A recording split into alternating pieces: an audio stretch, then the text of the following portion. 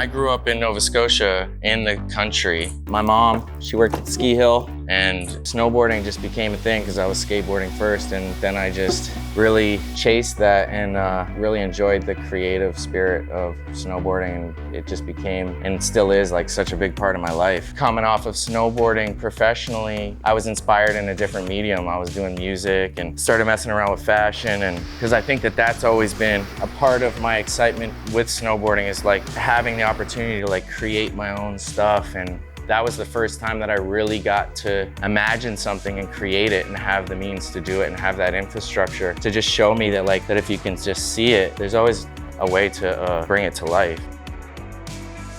A couple years ago, the team reached out and I kind of was just floating around and really wanting to be a part of snowboarding and wanted to be out on trips and be creating things in the space because it's really my home. And we linked up and started just throwing ideas around, and it's not just like doing a graphic and dipping, it's like I'm actually not going anywhere, I'm here with Ride. Picking the board that I was stoked on, that I actually really liked to snowboard on, is easy to imagine what it would look like, you know, because I already know what it felt like. So it was just a matter of taking some stuff that I'm doing currently and applying it to this canvas, you know. My first ever snowboard was a black snow, and actually I remember my mom coming home from work and she brought, it was like a black snow catalog, and I didn't even know what snowboarding was at the time. It was the first board with steel edges that was like a mall board or whatever. I wanted to reimagine that graphic because it was so important to me. It was my first board, and it's like my most fondest memories of snowboarding was discovering it. And so I really wanted to run that back.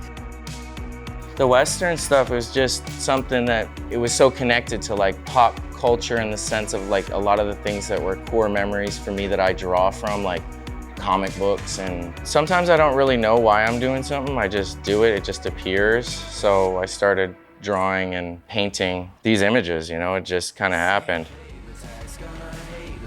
Yeah, the Gucci Ghost stuff, it was just really an art project that was really a visual to highlight actually the music, because I did a project that was called the Gucci Ghost EP, and it was like the first Gucci Ghost effort. I think a lot of people recognize the fashion aspect of it or the art, but it really actually started with the music, and it was just using the outside to kind of try to bring people into my world.